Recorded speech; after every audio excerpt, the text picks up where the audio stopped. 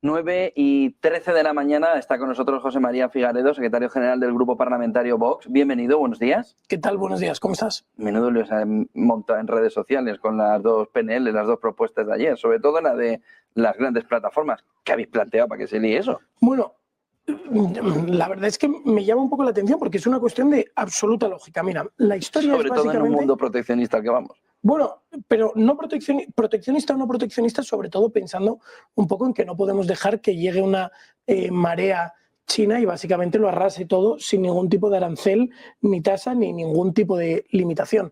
Y me explico, hay dos plataformas que operan en España y vamos, como estas habrá más, pero hay dos en concreto, que venden productos directamente desde China, es decir, el paquetito que tú compras de un producto muy barato, de 60 céntimos, de €1,50, ese paquetito te llega directamente preparado desde China, o sea, un gran almacén en China prepara la caja, pone la etiqueta con tu nombre, con tu dirección, preparan los formularios de exportaciones, importaciones para la Unión Europea de forma automatizada, como si cada uno de esos paquetitos fuesen importaciones independientes, individuales, y todo esto lo meten en un contenedor. Llega un grandísimo contenedor con infinitos paquetitos. Cada uno de esos paquetes vale menos de 150 euros y por lo tanto se benefician de una previsión que estaba hecha para envíos personales, es decir, tú le envías a tu madre un libro y eso no paga impuestos.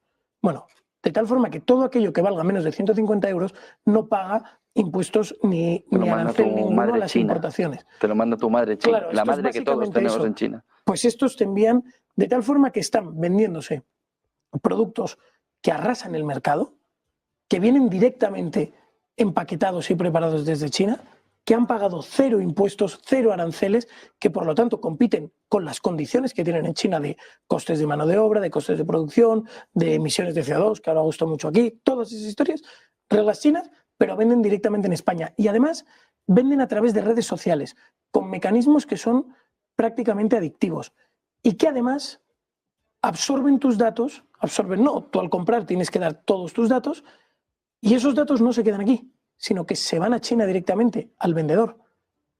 Entre otras cosas, por eso el producto es tan barato.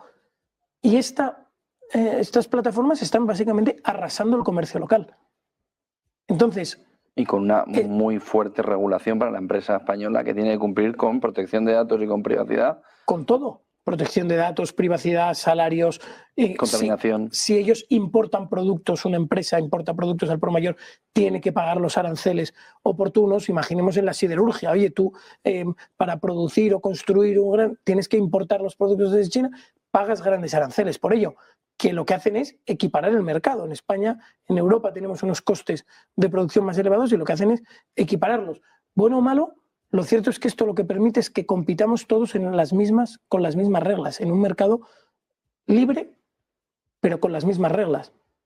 Igual que sucede con los tomates de Marruecos, que ya ha anunciado la Comisión Europea que prevén que Marruecos sea el principal proveedor de tomates de la Unión para el próximo año, que es una cosa desastrosa, porque ya lo vimos hace unos pocos meses que apareció una partida de tomates producidos en Marruecos que habían sido regados con aguas fecales. ¿Cuál es la cuestión? Que ellos producen con unas condiciones mucho más laxas que las que tienen los productores nacionales, inundan nuestro mercado con sus productos que son muchísimo más baratos y lo que sucede es que los nuestros quedan a los pies de los caballos. ¿Qué posibilidad hay en el entorno europeo? Porque no parece que tampoco haya mucho apoyo, ¿no? Parece que la Comisión Europea ya ha visto un problema con esto. Porque esto, les ha costado. La cuestión de estas importaciones y el por debajo de los 150 euros y el cómo estas plataformas se están aprovechando de ese porque se aprovechan de una regulación europea. Sí, claro, es una regulación específica que estaba pensada para casi las importaciones amateur. ¿No? El símil es, oye, si los amateurs en la maratón pueden empezar 2 kilómetros antes, si de repente todos los profesionales maratonianos empiezan a escribir como si fuesen amateur y por lo tanto ganan X kilómetros, es que no está pensado para eso, esa regulación. Y esto es lo que están haciendo, es aprovecharse de un agujero burocrático. Y un agujero burocrático que lo que hace es poner a nuestros productores y a nuestros comerciantes, ponerlos a los pies de los caballos. Nos encontramos con que el comercio de proximidad se va a ver arrasado por unos tipos que además no pagan ningún tipo de arancel, ningún tipo de impuestos y que directamente ponen el producto de China a tu casa sin ningún intermediario.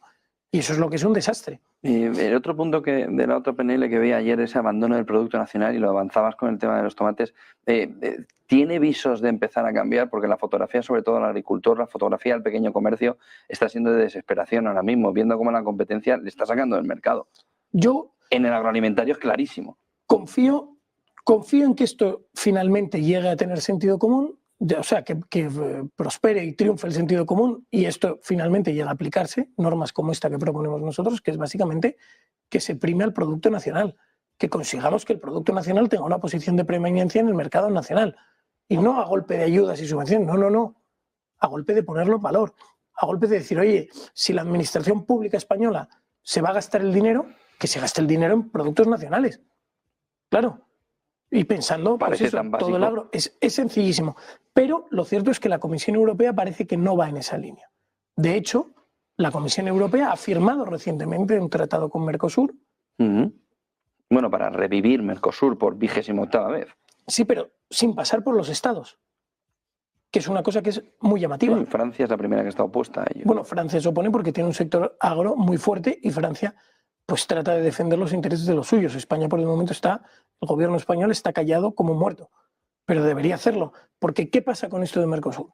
Al final Mercosur no es más que poner facilidades a las importaciones y exportaciones entre países. Sobre el libro suena muy bien, sobre el papel parece que es fantástico, pero lo cierto es que nos encontramos con el sector agro español que produce con unos costes elevados, principalmente por las garantías que ofrece, y que se va a tener que competir con un sector agro que produce con muchas menos garantías, que produce en otras condiciones. Y de repente vamos a ver que se pone la fruta española a competir con la fruta brasileña, por ejemplo. Eso es lo que no tiene sentido. La ganadería nuestra contra Argentina y la uruguaya. Entonces nosotros lo que decimos es que hay que competir en igualdad de condiciones. Está muy bien la libre competencia, está muy bien el libre mercado, siempre y cuando operemos en igualdad de condiciones. Lo que no tiene sentido es que unos tengan que correr con una de las piernas o con las piernas atadas entre sí saltando y los otros puedan correr libremente. Es que eso no tiene ningún sentido. Y lo que tenemos que hacer es que todos tengamos las mismas reglas del juego, porque si no lo que va a suceder es que la producción nacional quedará arrasada, como en parte ya está ocurriendo, ¿eh? La industria española está en claro declive. Sin ir más lejos, en Asturias está Arcelor, que es la principal industria que queda en Asturias, al borde del cierre, con toda la modificación que se ha llevado en el sector del automóvil, ese giro al eléctrico y demás. La industria de componentes, que en España es fortísima, en la zona de Burgos, en la zona de Jaén, fortísima, está en peligro. Anunciaron hace poco que hay 30.000 empleos en juego entre Álava y Burgos. Es que es una barbaridad. Y todo eso son por políticas comunitarias o nacionales que lo que están haciendo es reemplazar el producto nacional por productos, en este caso, chinos. Me preocupa un tema, y le preocupa sobre todo a los empresarios, un tema que se vio la semana pasada. Si nos puedes dar un poco de luz. Pero Red Eléctrica había ordenado ya la semana pasada un segundo parón, por segundo día consecutivo, de urgencia en fábricas de gran contenido energético.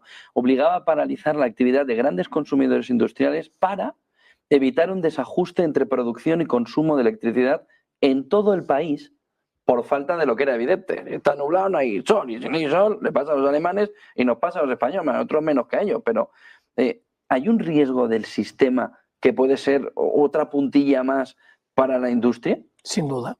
Hay un riesgo. 2 días seguidos de parón, ¿eh? Pero hace 6 meses otro parón. Es que en España, como es lógico, el consumo eléctrico tiene que ir aparejado y perfectamente acompasado con la producción. Como es lógico. No puede haber más producción, pero tampoco puede haber menos. Tiene todo el sentido.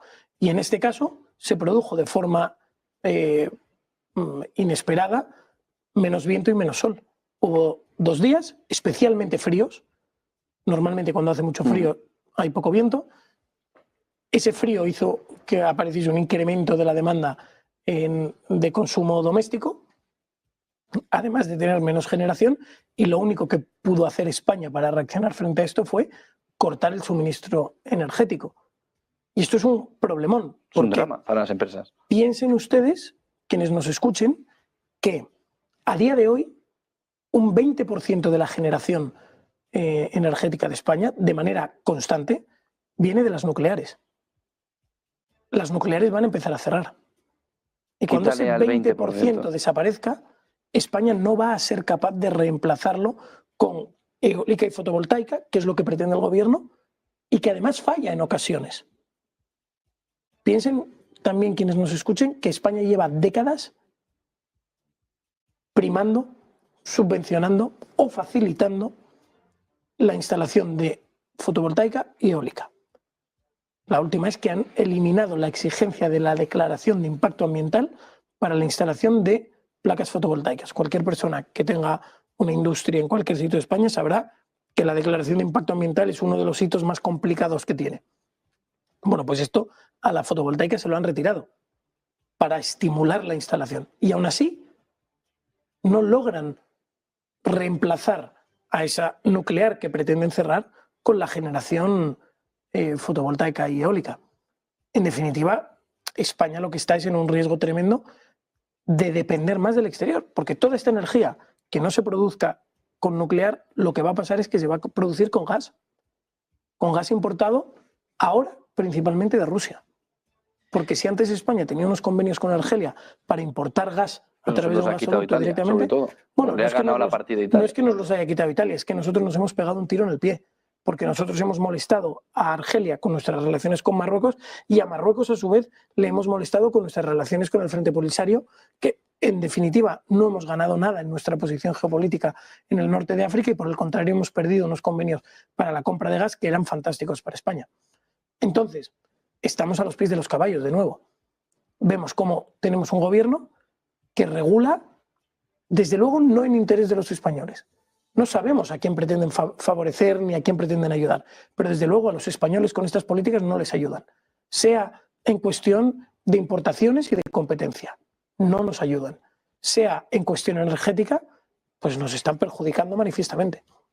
Y 2025 a la vuelta de la esquina. Nos vende el gobierno por un lado que todo va magnífico, vamos como una moto. The Economist sacaba ese artículo el fin de semana que decía, bueno, va bien, pero luego veías por dentro y decía, bueno, pero si lo que está diciendo es que las medidas de cambio estructural dan solución a largo plazo. Es decir, eran más reformas de la crisis, de la salida de la crisis financiera que de lo que se había hecho ahora, reforma laboral y cambio en la estructura de la banca, ¿no? ¿Qué riesgos ves? Porque el país está en máximos comparado de paro frente al resto de los países. Es decir, nos dicen que estamos en mínimos históricos, pero no en la comparación. En la comparación somos el último de la cola. Mire, España, y en los jóvenes peor. España es el país de la OCDE. La OCDE es una organización de muchísimos países, pues España es el último de la OCDE en paro juvenil. Por encima de nosotros, es decir, el penúltimo, está Colombia. O sea, España tiene más paro juvenil que Colombia. La situación es nefasta, nefasta. Un 26% de los jóvenes de España están en paro. Pero es que en cuanto al paro general, España también es el peor país en la Unión. Está en una situación de paro estructural terrible, del que no somos capaces de salir. Y el gobierno, todas las medidas que está llevando a cabo son para desincentivar el empleo. Al final, el gobierno sale y se aplauden a sí mismos diciendo que cada vez hay más beneficiarios del ingreso a un mínimo vital. Eso debería ser un fracaso, porque eso quiere decir que cada vez hay más gente en situación de pobreza que es incapaz de reengancharse al mercado laboral. Absoluto fracaso. España nunca había tenido tantas personas en riesgo de pobreza. Y esto es un índice que a Yolanda Díaz le encantaba. Ya no lo dice nunca. Pero en España tenemos más personas en riesgo de pobreza que nunca. En España vemos cómo hay familias que teniendo trabajo, o teniendo incluso 2 trabajos, que aún así no llegan a fin de mes. Es que España en los últimos años ha vivido la mayor escalada inflacionaria de la historia. Y ahora el gobierno de nuevo aplaude diciendo, no, la inflación está al 2,4. Ya, está al 2,4. Después de un 25. Claro. O sea, está a un 2,4 sobre el 25 de los anteriores ejercicios económicos. En conclusión, es un absoluto desastre. Los productos cada día más básicos están más caros, la vivienda está más cara, los patrones de consumo en España están cambiando. Cada vez se consume menos pescado fresco, menos carne, menos frutas frescas.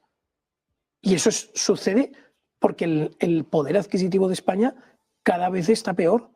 De hecho, si hacemos un análisis de la renta disponible de las familias a precios descontando inflación, España está a un nivel prácticamente idéntico al del año 2007.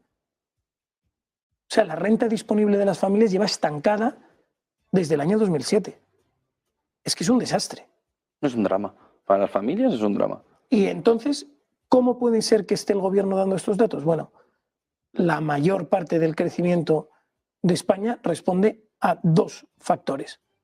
Uno, gasto público y empleo público, que se ha incrementado.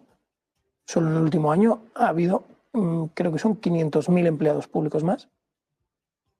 Y el turismo, que es una entrada neta de capital extranjero, el turismo extranjero, que es cierto que eso va muy bien. Es fantástico.